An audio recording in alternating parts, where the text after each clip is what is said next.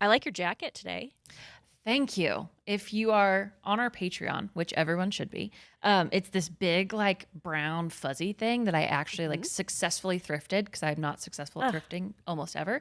But it reminds me, because it takes up my entire video, of this like National Geographic thing that my sister sent me, and it's Fat Bear Week in Alaska because all these bears are getting ready to hibernate. So they're all puffy and fluffy, and that is me. And I said, that's every week in my home. Fat Bear Week. Fat Bear Week.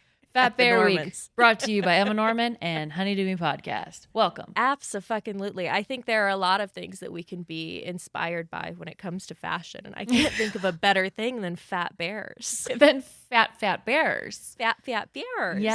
Yes. Anyway, hi, welcome to Honeydew Podcast. This is a space where we talk about sex, relationships, friendships, shame, things that feel sticky and that we don't want to feel sticky. And we're just not really sure if we're the only ones in the world that are feeling that way, but it sure does feel like it.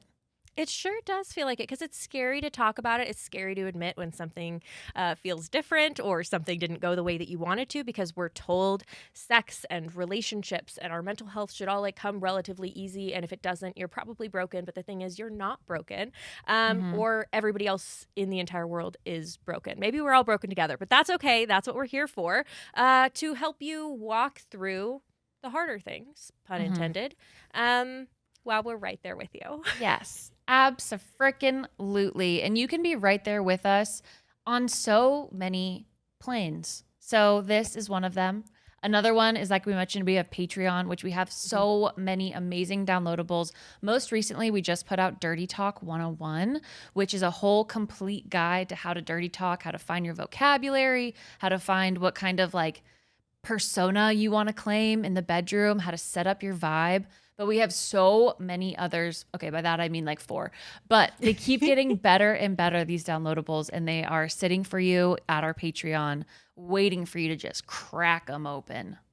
I feel like what's nice about the downloadables is they are like very beginner friendly, but also if you're already doing these things, I think they'll give you some new ideas as well. We are obviously like coming from the perspective of beginners and what we wish we had had years ago. Like I wish I had this dirty talk guide years ago because it feels so accessible. We give you a fucking word bank. Yeah. Like, you're welcome. Daddy doesn't fit for you. That's fine. We have other options. Not a lot, but some. But some. That's a hard one. That's a really hard one to come up with alternatives Warden.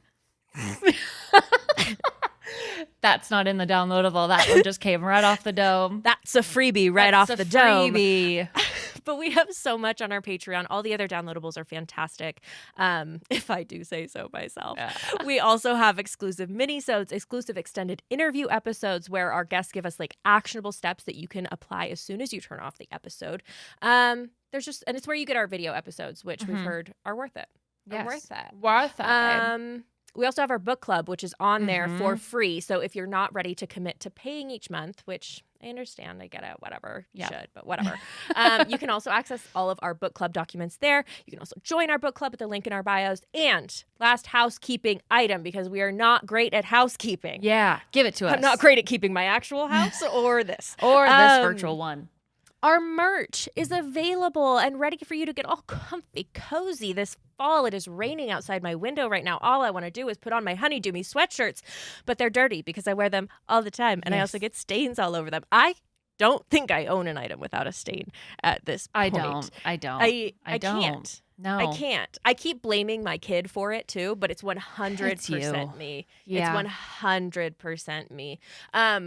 But that doesn't stop me from wearing them. I absolutely love it. The crew neck, the hoodie. The hoodie's my absolute favorite. It's the comfiest thing in the world. But the crew neck has all these like special little details. Like it, Emma and I have a matching Honeydew Me tattoo, and that is put on the crew neck as well. It's so fucking cute. And then there's like these really cute t-shirts that we have. So go look at our merch. I'll put it in the show notes, but it's also at the link in all of our bios on our website. All of that good stuff. Yeah. Get comfy for fall. Show how much you love us. Be a fat bear with us. Be a fat bear. Fat bear. Fat bear. Well, can I tell you my story from last night? Yes. Tell us your fat bear story. It's not. Well, it could be. I don't know how I rolled over. So, okay. All I can say is that I remember going to sleep. I actually fell asleep really, really beautifully. I got a new mattress Really recently and I beautifully. actually love it. It's all latex. So if you're allergic to latex, I'm pretty sure you'd die if you got into my bed. But it's not like a condom. It's like, you don't know what latex like mattresses feel like? No. You'll have to get into my bed.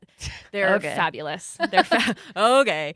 They're fabulous. But fell asleep wonderfully. I wake up and I am in an intense makeout session with my husband. This is real life. I'm not in a dream. And I'm like, well, guess I'll go for it. Got a little hand stuff going on, had my all that stuff. And then I'm like, why did you wake me up? Like, why'd you wake me up for this? Like, it was fun, but why'd you wake me up? He's like, I didn't.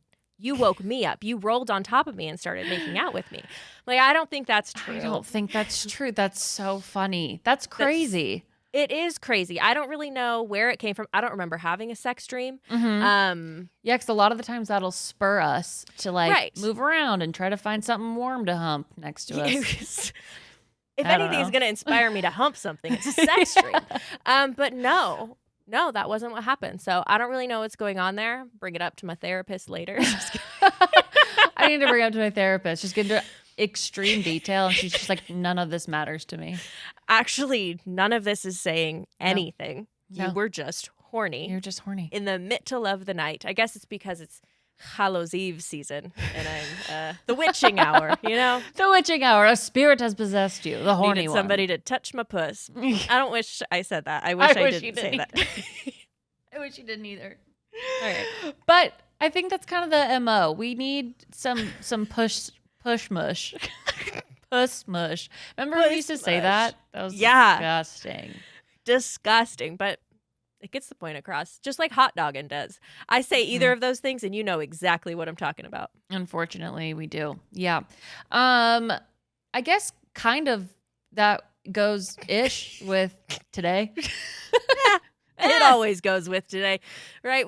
There will always be a little bit of puss mush and a little bit of hot dogging. Yeah. So that is the bridge to what I'm about to say, which is today is one of our favorite types of episodes where we get to answer your question. So Cass, why don't you kick us off and read us our question? I would love to. Hi, Emma and Cass. A longtime listener here. I adore your podcast, and I look forward to listening to it on my drive home from work every Thursday. I live in New Zealand. I appreciate how freely you talk about shameful topics and feel a lot more in touch with them after listening to you. Anyway, my question. I'm 23 years old and have... Did you hear Todd snore? Yeah. We're not cutting that out. That's my dog, You're Todd. boring your dog.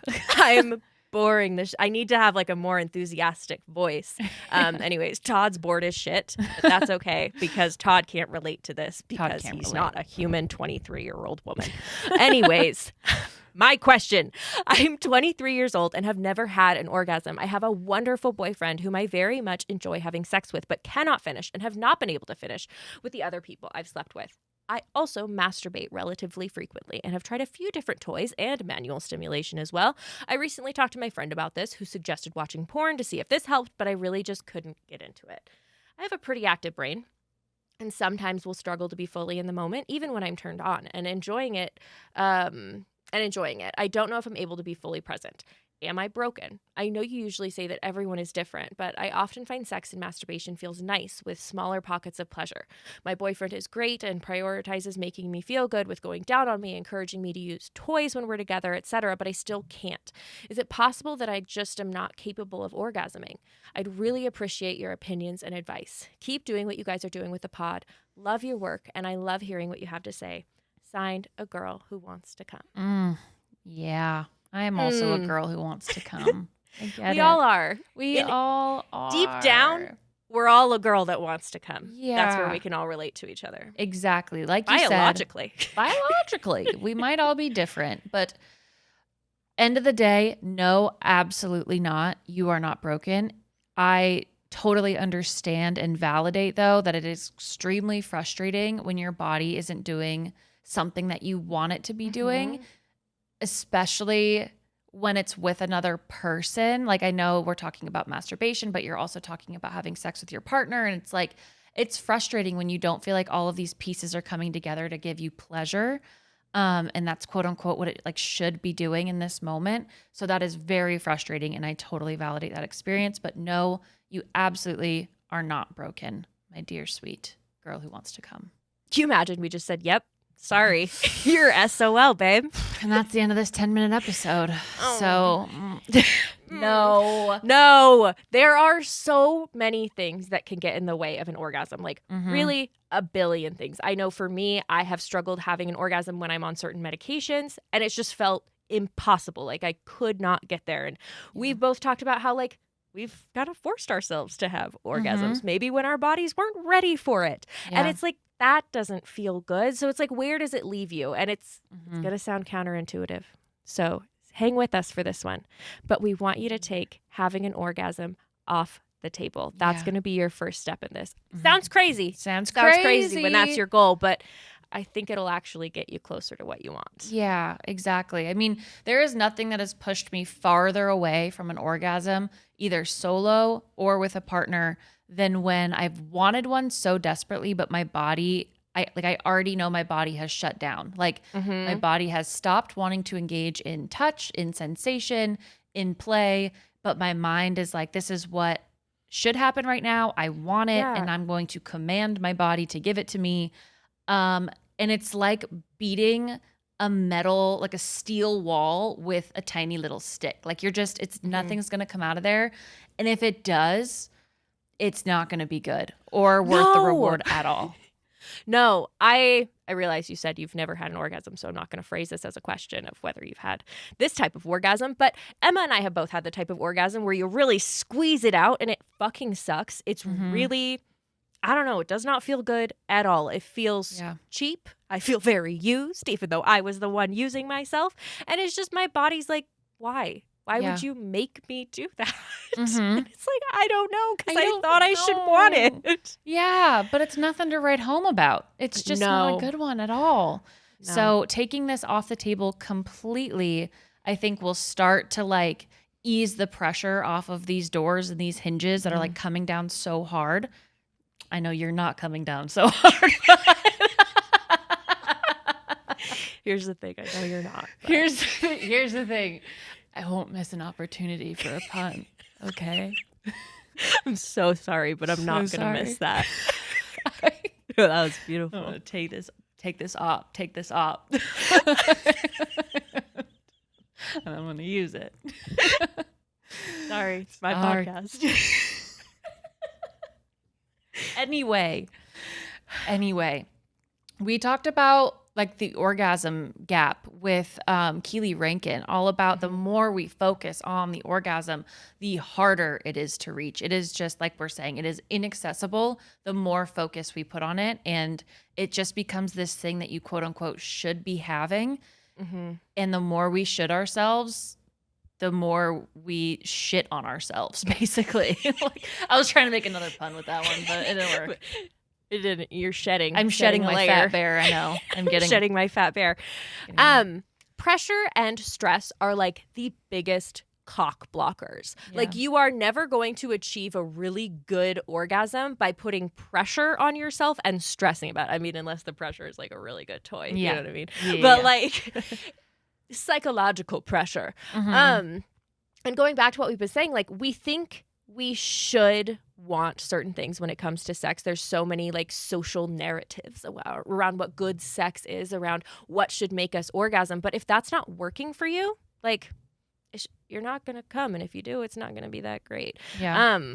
So when we take orgasms off the table, not only are we taking away that pressure and stress, we can spend more time focusing on what actually feels good instead of what we think will get us there. And I think that's true even if you are somebody that has orgasms. We can get really stuck in these routines of like, well, I'm going to do this, this, and this because I know that's going to get me an O. But it's like, that's really boring. Yeah. And like, that's really, really stupid. And I am very stupid and boring because I do that all the fucking time because sometimes it is hard to remember to introduce novel things.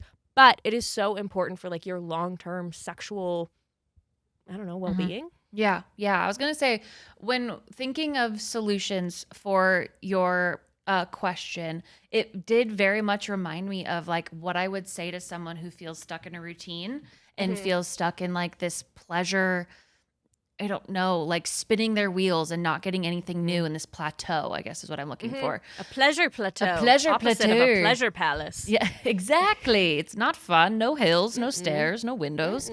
So anyway, we're stuck in this pleasure plateau. And you pointed out two really important things that I think we should start with, which is first, you don't feel fully present when you are having sex or masturbating. And two, I know you mentioned that you have nice sex with your boyfriend, your partner, but you have these like small pockets of pleasure. And we need to make that a lot bigger. That is not even the bare minimum that we're trying to get for you. The whole thing should be pleasurable. And then we hope one day we can achieve orgasm. But if the whole thing is pleasurable, we're already starting off. That's a win. That's a fucking win. You're already starting off in a win. So we need to make these pockets so much bigger. And I think these are the two main issues we need to start with and get after it. Absolutely. And I honestly think, like, after doing this podcast for 5 years, after talking to hundreds of sex experts, if you could pick between meh sex and having an orgasm or really pleasurable sex where you don't finish, Every time I'm taking one. Yeah, every single time. Every time. Yeah. Every fucking time. Yeah. An orgasm, like, it's great, but it is not the end all be all of sex. And I think that's also about like redefining what sex is for us. It's not even the fun journey part. Like, no. I have had great, amazing sex with partners, and I've only really had one boyfriend that prioritized my orgasm, but still usually it would come at the end. I would come at the end. But what I recall is the amazing sex we had leading up to that. And so that's what we're going to try to get for you.